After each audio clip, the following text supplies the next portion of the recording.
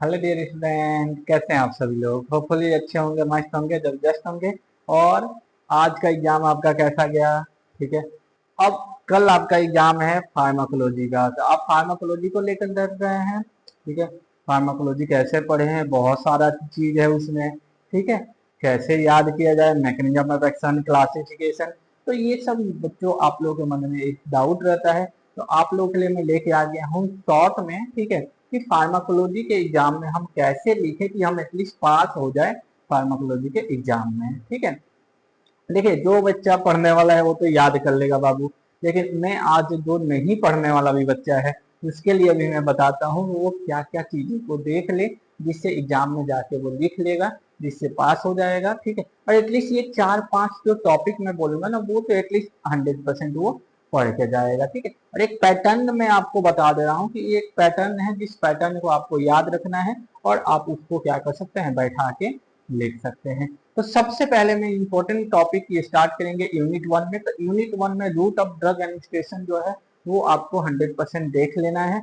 उससे आपको, और ये देखिए जितने भी बिहार के बच्चे हैं एटलीस्ट बहुत ज्यादा जो है वो ऑलरेडी आपको एचएपी के लैब में, ठीक है, या हॉस्पिटल में जो काम करके आ रखे हैं उनको आइडिया होगा। ठीक है, रूट ऑफ ड्रग एडमिनिस्ट्रेशन के बारे में। तो वो इजीली आप लिख सकते हैं। ठीक है, क्योंकि हर एक हम अपने लाइफ में दवा खाते ही हैं, बस एडवांटेज डिसएडवांटेज हमें देखना है भाई। ठीक है। तो रूट ऑफ ड्रग एडमिनिस्ट्रेशन हो गया। अब उसके अलावा हमें मेम्ब्रेन ट्रांसपोर्ट का मैकेनिज्म, ठीक है, यानी एडीएमई जो है हमारा फार्माकोकाइनेटिक वाला पोर्शन है। तो एडीएमई को डिटेल में पूछा जाता है। ठीक है। या आपको मेम्ब्रेन ट्रांसपोर्ट का जो मैकेनिज्म है वो आपसे पूछा, पैसिव ट्रांसपोर्ट, एक्टिव ट्रांसपोर्ट, ये सब आपको डिटेल में पूछा जा सकता है। ठीक है। अब अगर हम बात करें तो मेटाबॉलिज्म भी भाई पूछ सकता है। ठीक है। बट आप लोग मेटाबॉलिज्म को आपका मेडिसिन केमिस्ट्री में ऑलरेडी आपने पढ़ रखा है, तो ज्यादा आपको दिक्कत होने वाली नहीं है। हाँ, अब उसके अलावा 2 नंबर के लिए इंजाइम इंडक्शन और इंजाइम इनहिबिटर जो है आप लोग इसको अच्छे से देख लीजिएगा। उसके अलावा आपका ड्रग टॉलरेंस है, ड्रग एडिक्शन है। ठीक है। ये जो टॉपिक्स हैं आपके, उसको आप लोग अच्छे से क्या कर लेना है, देख लेना है, जिससे आपका 2-2 नंबर का क्वेश्चन क्या हो जाएगा, क्लियर हो जाएगा। ठीक है। अब हम बात करें यूनिट सेकंड में फार्माकोडायनेमिक की। ठीक है। तो फार्माकोडायनेमिक में जो है ना आपका रिसेप्टर, ठीक है, रिसेप्टर का टाइप थ्योरी, ये इंपॉर्टेंट है, इसको आप लोग पढ़ लीजिएगा। ठीक है। और उसके बाद आपका, ठीक है, जो एक लास्ट टॉपिक है थेराप्यूटिक इंडेक्स। ठीक है, जिसमें से 2 नंबर तो आपका क्लियर है भाई। थेराप्यूटिक इंडेक्स है, कंबाइंड इफेक्ट है। ठीक है।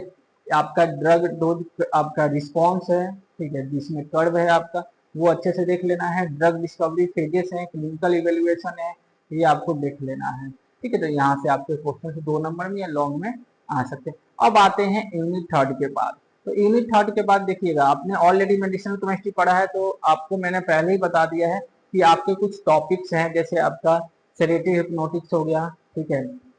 एंटी इपिलेप्टिक हो गया, एंटी साइकोटिक हो गया।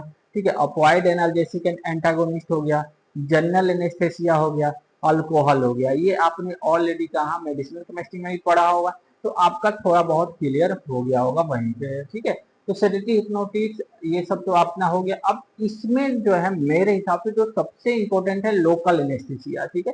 तो लोकल एनेस्थेटिक जो ड्रग है उसका क्लासिफिकेशन 10 नंबर में आपसे पूछा जा सकता है, या 5 नंबर में उसका जो ड्रग है लिग्नोकेन, उसके बारे में आपको उसका डिटेल पूछा जा सकता है। तो अब देखिए, ये यूनिट 3 के आगे अगर हम बात करें तो एक चीज ध्यान रखिएगा, अगर हमारा कोई क्वेश्चन बन के आते हैं तो सबसे पहले याद रखना है, जैसे मान लीजिए आपसे सिंपल पूछ दिया लोकल एनेस्थेसिया के बारे में। ठीक है। तो लोकल एनेस्थेसिया का इंट्रोडक्शन, उसका क्लासिफिकेशन, क्लासिफिकेशन मैंने शुरू में ही बताया 3 आधार पे, मैकेनिज्म ऑफ एक्शन, ठीक है, हमारा केमिकल स्ट्रक्चर और ड्यूरेशन ऑफ एक्शन। फिर हमें मैकेनिज्म ऑफ एक्शन डिटेल में बनाने हैं।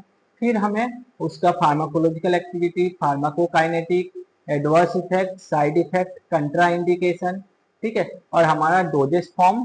तो ये जो हमारा जो ड्रग दिया हुआ है, मान लीजिए लोकल एनेस्थेसिया आपके एग्जाम में पूछा है, तो किसी लोकल एनेस्थेटिक का एक ड्रग उठाना है और उसके बारे में डिटेल में आपको ये लिख देना है कि उसका फार्माकोलॉजिकल एक्टिविटी क्या है, या आपका फार्माकोकाइनेटिक क्या है, एडवर्स इफेक्ट क्या है, साइड इफेक्ट क्या है, कंट्राइंडिकेशन क्या है, डोजेस फॉर्म क्या है। ये आपके एग्जाम में जो है ना 1-2 ऐसे क्वेश्चन जरूर आएंगे जिसमें सिंपल आपका ड्रग दिया रहेगा, जिसमें ये चीजें दिए रहेंगे। तो बाबू देखिए, ये 10 हेडिंग है, ये 10 हेडिंग बस याद रखिएगा, उसके अंदर आपको 2-3 3-3 4-4 पॉइंट क्या करना है, ऐड करना है। जैसे फार्माकोलॉजिकल एक्टिविटी लिखे तो भाई फार्माकोलॉजिकल एक्टिविटी अगर हमने ड्रग खाया तो सीडीएच पे क्या इफेक्ट दिखाया, ठीक है, हमारे ब्लड सर्कुलेटरी सिस्टम पे क्या इफेक्ट दिखाया, रिस्पिरेटरी सिस्टम पे क्या इफेक्ट दिखाया, ठीक है, हमारे किडनी पे क्या इफेक्ट आएगा, हमारा सीएनएस पे क्या इफेक्ट आएगा।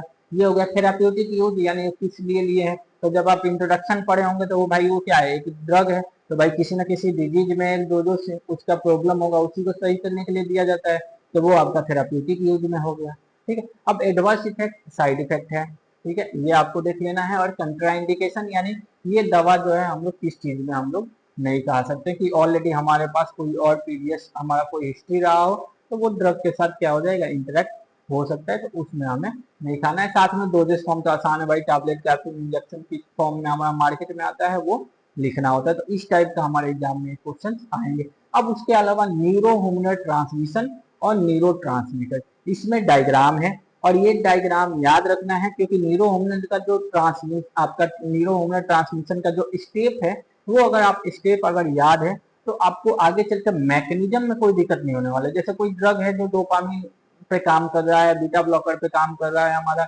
निकोटिनिक मस्कुलिनिक रिसेप्टर के पास काम कर रहा है, उसको हमारा क्या कर देता है, इनहिबिट कर देता है, या ई अपटेक को रोक देता है, या वहाँ एंजाइम है उसको इनहिबिट कर देता है, ठीक है, या एक्टिविटी को बढ़ा देता है। तो वही वाला जो न्यूरो ह्यूमरल वाला ट्रांसमिशन का जो हमारा स्ट्रक्चर है, ठीक है, स्टेप है, वही स्टेप में हमें क्या करना है, स्ट्रक्चर जो डायग्राम वहां पर बना हुआ है वही डायग्राम को हमें देखना है और सभी में ऐड कर देना है, ठीक है, कि क्या क्या चेंजेस होंगे। तो आपको मेरे नोट्स में जो है ऑलरेडी ये सारा स्ट्रक्चर आपको दिया हुआ है। तो ध्यान रखना है मैकेनिज्म ऑफ एक्शन में आपको क्या करना है, स्ट्रक्चर बनाना ही बनाना है, ठीक है, स्ट्रक्चर के साथ बनाना है। बेंजोडाइजीपीन का भी मैं आपको मैकेनिज्म ऑफ एक्शन शॉर्ट में ऑलरेडी वीडियो एक अपलोड कर चुका हूँ, वहां से आप लोग देख लीजिएगा। अब यूनिट 5 में आपके पास एल्जाइमर और पार्किंसन, ये दो ऐसे डिजीज हैं जो आपके एग्जाम में 10 नंबर में या 5 नंबर में आपके एग्जाम में पूछे जा सकते हैं। तो पार्किंसन में मैंने एक मेरे अगर आप लोग नोट्स देखिएगा तो एक पेज का मैं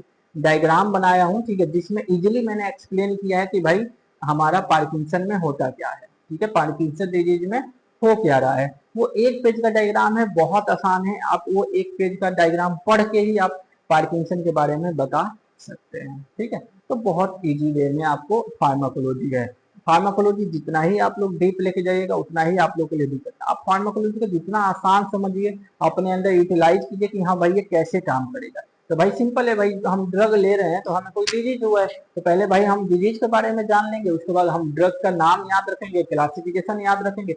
अब ड्रग हमें खाना है तो भाई मैकेनिज्म ऑफ एक्शन क्या है, कैसे काम करेगा, ठीक है, फिर भाई क्या क्या इफेक्ट देगा, फार्माकोलॉजिकल इफेक्ट क्या है, थेराप्यूटिक यूज क्या है, एडवर्स इफेक्ट साइड इफेक्ट क्या है, ये हमें ड्रग का देख लेना है। तो अब मेन टॉपिक जो मेरे हिसाब से क्या है, सबसे पहले route of drug administration, therapeutic index, dose drug जो रिलेशनशिप है, डोज रिलेशनशिप, नेक्स्ट हमारा रेसेप्टर का थ्योरी है, टाइप्स है, हमारा न्यूरो ह्यूमरल ट्रांसमिशन का स्टेप है, ठीक है। उसके अलावा हमारा अल्कोहल और डाइसल्फिलिज्म है, वो 2 नंबर में पूछ सकता है। सेडेटिव हिप्नोटिक आपने ऑलरेडी मेडिसिन केमिस्ट्री में पढ़ा तो यहाँ आसान हो जाएगा। लोकल एनेस्थेसिया और हमारा पार्किंसन डिजीज जो है वो, ठीक है, ये हमारे लिए एल्जाइमर जो है ये हमारे लिए क्या है, इंपॉर्टेंट टॉपिक है जो आपके एग्जाम में आ सकते हैं। और इतना टॉपिक अगर आप लोग पढ़ लेते हैं तो इतना भी टॉपिक आपके लिए क्या है, काफी है एग्जाम को पास होने के लिए। हाँ, इसके अलावा भी आपका स्केलेटल मसल रिलैक्सेंट है, ठीक है, आपका सीएनएस स्टिमुलेंट है, एंटीसाइकोटिक ड्रग है, ठीक है, तो वो भी क्या है आपको इजिली जो है नोट्स आप देखिएगा तो मेरे नोट्स में आपको इजिली मैंने स्टार्टिंग में इंट्रोडक्शन में ही मैंने एक्सप्लेन कर दिया है, जिससे आपको इजिली क्या हो जाए, समझ में आ जाए। और जो मैंने जो यूनिट 3 के बाद से जो हमारा डिजीज है उसमें मैंने जो आपको बताया है कि मान लीजिए कोई ड्रग के बारे में भी दे दे कि फार्माकोलॉजिकल एक्टिविटी दिखे, तो भाई सबसे पहले इंट्रोडक्शन जरूर लिख लेना, क्लासिफिकेशन लिख देना, ठीक है, pharmacological activity, mechanism of action, ठीक है, therapeutic uses, adverse effect, side effect, ये हेडिंग देके अगर आप लोग लिख लेते हैं और मैकेनिज्म को आप लोग डायग्राम बनाइएगा, कौन सा जो मैंने न्यूरो ह्यूमरल ट्रांसमिशन वाला बनाया है वो वाला, तो आपका क्या हो जाएगा, क्लियर हो जाएगा, ठीक है। जैसे अगर मैं बात करूं कि ये क्या कर रहा है, हमारा डोपामिन जो है, ठीक है, यानी D2 रिसेप्टर जो है उस पे एक्ट कर रहा है। तो सिंपल आपको क्या करना है, ये आपका डायग्राम है, नीचे इफेक्टर सेल है, तो ये हमारा D2 रिसेप्टर है, इस पे एक्ट करेगा, तो आपको यहाँ पे एक्ट डोपामिन निकाल के इस पे एक्ट करा देना है। ठीक है, तो इस टाइप का स्ट्रक्चर्स आपको ज्यादा से ज्यादा बनाना है। ठीक है, और दो दो नंबर के लिए आपको याद रखना है सिंपैथोलाइटिक, सिंपैथोमिमेटिक का डिफिनीशन। ठीक है, पारासिम्पैथोमिमेटिक और हमारा पारासिम्पैथोलाइटिक का डिफिनीशन, और अपवाइड एनाल्जेसिक के बारे में, और अपवाइड एंटागोनिस्ट या एंटीडोट्स भी पूछा जा सकता है। ठीक है, तो होपफुल स्टूडेंट आपको समझ में आया होगा। ADME जरूर पढ़ के जाएं, रूट ऑफ ड्रग एडमिनिस्ट्रेशन जरूर पढ़ के जाएं। ठीक है, चलिए, थैंक यू डियर स्टूडेंट।